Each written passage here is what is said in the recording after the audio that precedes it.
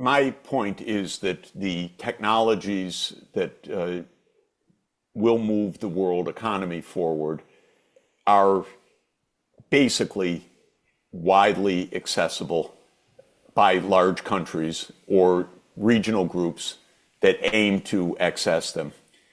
I am not worried about India's potential for rapid economic development, for example. India, with its scale, its skills, its knowledge base, its digital backbone as it is right now, has every possibility of making surging economic growth in the next 25 years. If I could make one suggestion to that, it would be invest in knowledge of the population. Education is by far the most important strategic investment for any economy anywhere in the world. Make sure that young people are in school, physically or online, are learning math, are learning science, are learning other skills. And then, to my mind, this is a worldwide opportunity. It's true, right now, the United States and China dominate some of these technologies, but they don't have a lock on them. Certainly the United States does not, though its capital market is the deepest of all. China's not far behind or is ahead in many crucial technologies. I'm talking about supercomputing, quantum computing, artificial intelligence, certainly manufacturing, supply chains, 5G, and so forth. So between the US and China, I don't find that the US has a decisive choke point because NVIDIA or ASLM can produce chips that are going to make sure that the United States dominates. To my mind, this is not how the real world works. And India, I don't find with any fundamental obstacle in that regard as well. And I would say the myths about Russia being a gas station with nuclear weapons have been proven to be absurd in the Ukraine war, because not only has Russia held its own against all of the NATO weapon systems, it's proved to be an enormously innovative country in being able to design and produce its own weapon systems. And of course, not just weapon systems. And I believe that Africa, if it gets its act together, also 1.4 billion people, the same size as India and China, but 55 countries because of the imperial legacy. If it gets its act together to be unified, could have the world's fastest catching up period. I want to put every African child onto online education and a device in addition to their schooling, because the most important thing for Africa is a generation of rapid skill building, which is completely within reach right now. So, no, my view is nobody owns science, nobody owns these technological knowledge, no one owns the 50,000 or 100,000 online journals in which the technologies and the science are laid out.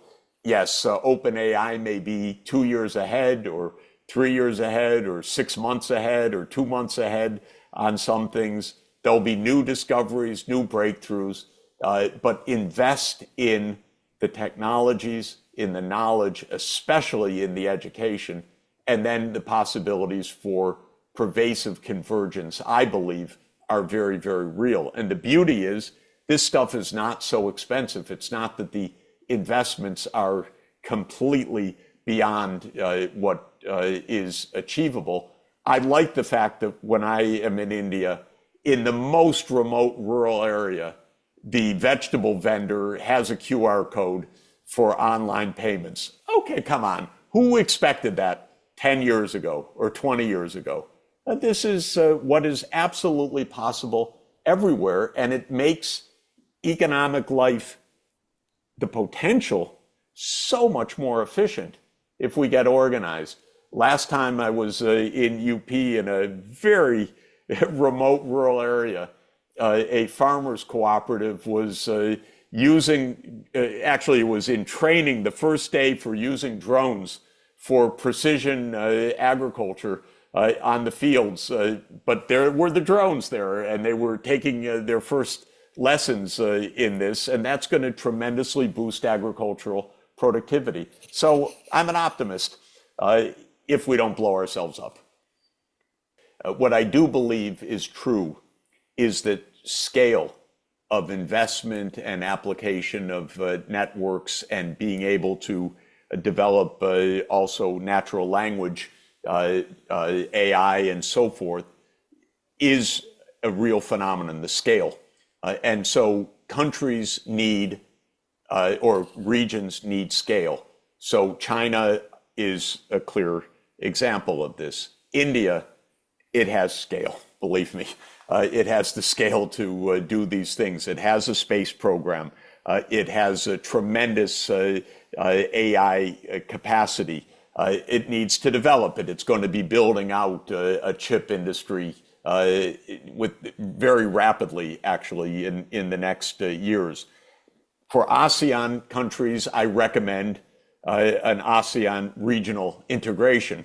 And in fact, if East Asia got its act together, they would really integrate China, India, at least China, Japan, Korea, ASEAN, Australia, New Zealand, the RCEP countries. I would like India to join that group also, by the way. But in any event, scale counts. That's why the African Union is so important. That's why, to my mind, ASEAN is so important.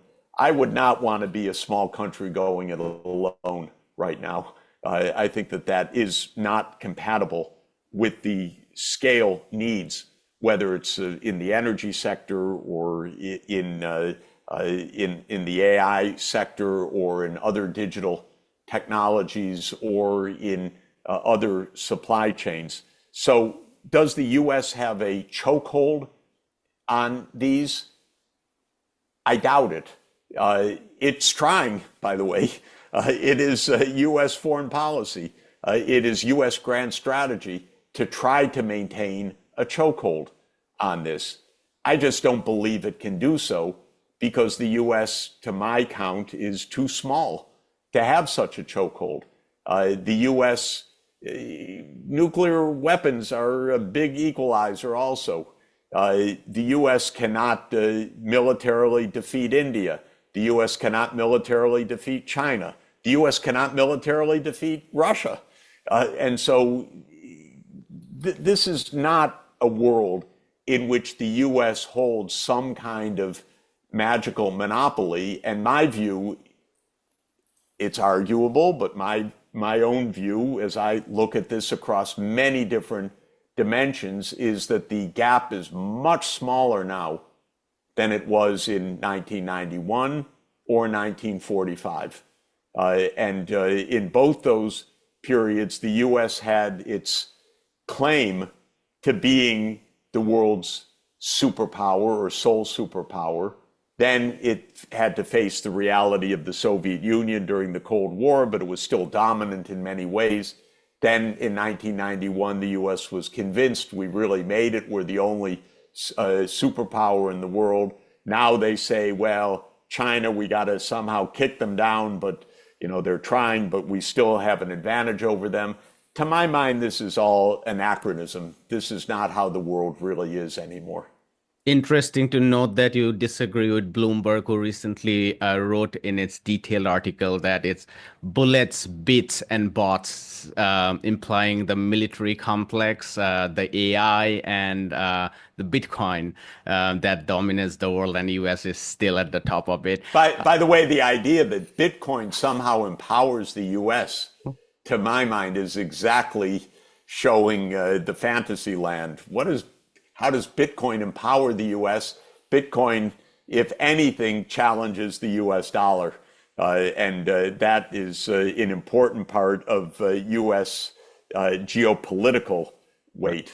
I think China over the last 40 years has been exemplary in its economic success. It's hard to imagine doing better than 10% per year rate of return over a 40-year period.